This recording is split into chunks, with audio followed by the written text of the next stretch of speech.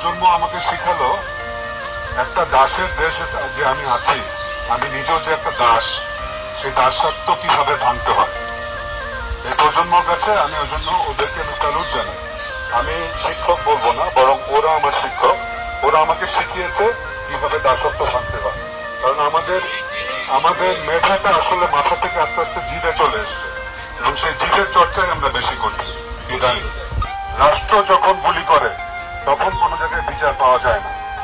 শুধু আমি জানাতে এসেছি যে আমি এই যে দাস থেকে মুক্ত হতে পেরেছি, এই শিক্ষক আমার ছাত্ররা আমাকে শিখিয়েছে, সুতরাং আমি ওদের সাথে আছি, আমি আর দাস থাকছি। এই জন্য আমি ওদেরকে স্যালুট জানাই।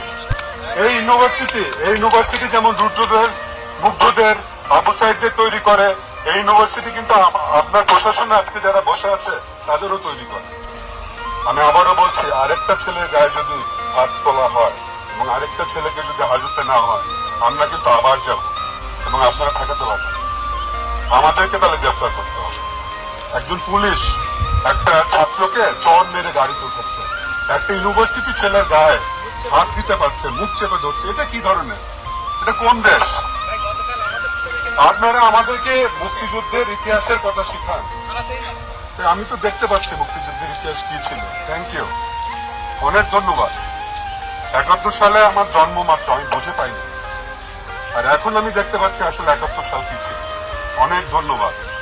এবং এই প্রজন্মকে আমাকে আর শেখাতে হবে না যে গল্প বলতে হবে না 71 সাল কি ছিল। ও বলবে যে স্যার আমরা জানি, আপনার থেকে বেশি জানি, আমি জীবন দিয়ে প্রমাণ করি।